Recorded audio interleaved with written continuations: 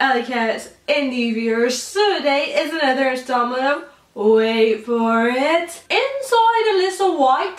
And on today's IAW, I'll be answering your questions like always. I don't know why I said that. But if you're new to the channel and don't know what IAW is, that's where you, yes you, watching me right now, asking me questions. It could be about literally anything. It could be entertainment related, it could be personal related, it can be just totally random. As long as it's respectful, I'll answer it in the next installment, so make sure to leave your questions down below in the comment box, or if you'd rather, you can tweet at me at LyssaRee. Use the hashtag Inside Alyssa White so I can find it, or you can go on my Facebook fan page and ask a question there as well. So let's just get started with the questions before I jibber jabber all over the place, because that's always a very, very nasty sight. The first question is from Brian McCauley, and he asks, what movie did you look forward to seeing but you were completely let down by? This is a good question. There were a couple of movies that they weren't terrible, but I had high expectations due to reviews I had seen before I saw the movie, and those movies were The Edge of 17 and Life. The Edge of 17 I couldn't connect with because I was nothing like Nadine, the main character, in high school. Most people could connect with her. I couldn't because I did not live a typical teenage life. So I could not connect with her. I just found her to be like an inseparable complaining brat. But overall it is an okay movie. Life, on the other hand, I was hoping for a better movie than it was. It's a science fiction film that stars Jake Gyllenhaal and Ryan Reynolds. And it was just okay. It had echoes of Alien, Event Horizon, movies of that ilk, but it didn't live up to those at all. It was just mediocre. So I'd say those two are the most recent that I can think of.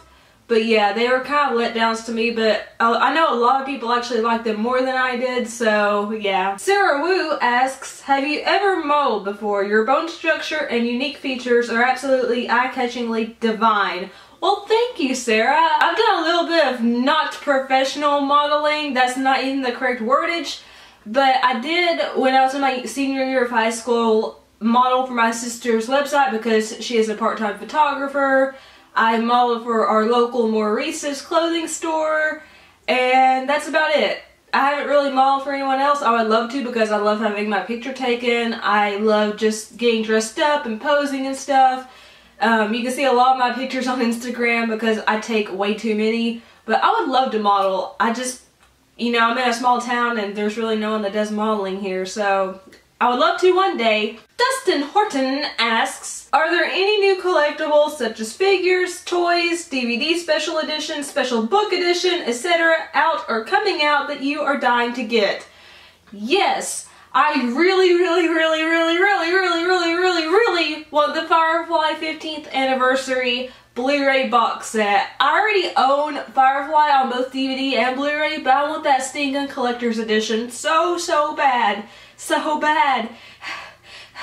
I want my dreams to come true. But yeah, that's the one of the major things I want coming out because I'm a huge brown coat. You can obviously see I love Firefly and Serenity. So yeah, that's like the main thing I can think of coming out that I really want.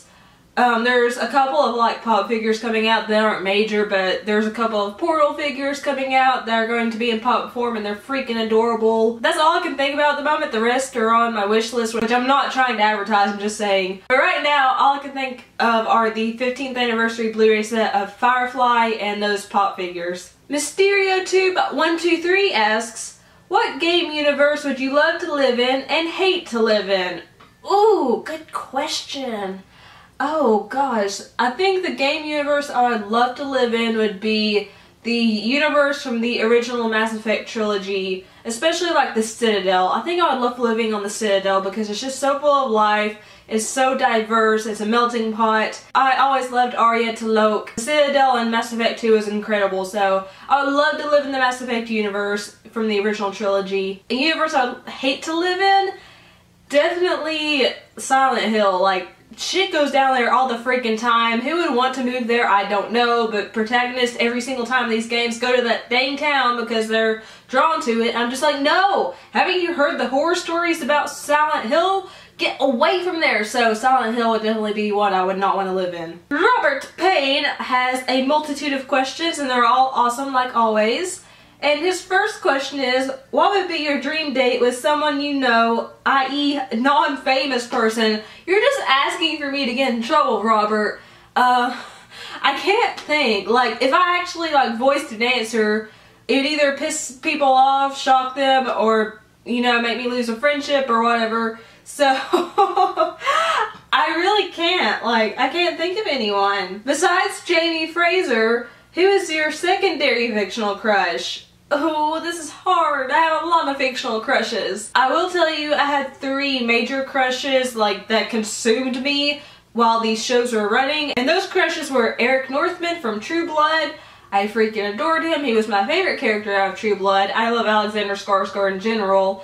But I just loved Eric. You know, he started off kind of evil. And then, I guess, mild spoiler alert if you haven't seen the series and you want to see the series, he starts to become less evil. But he was just so hot, he's so tall, he's so muscular, and I mean, he's just got such a pretty face, and I loved Eric. Another crush I had was Damon Salvatore from The Vampire Diaries. I freaking adore Ian Somerhalder, and just the smoldering looks he always gave, those beautiful blue eyes, that half smirk grin he had, and the fact that, again, he was evil, but then, mild spoiler alert, he became less evil later on, was just really appealing. And the last major crush I had was Ezra Fitz from Pretty Little Liars. Again, I freaking love Ian Harding. He's gorgeous. And yeah, it's kind of creepy when you think about the fact of what Ezra did, but I always have a weird interest in that kind of stuff.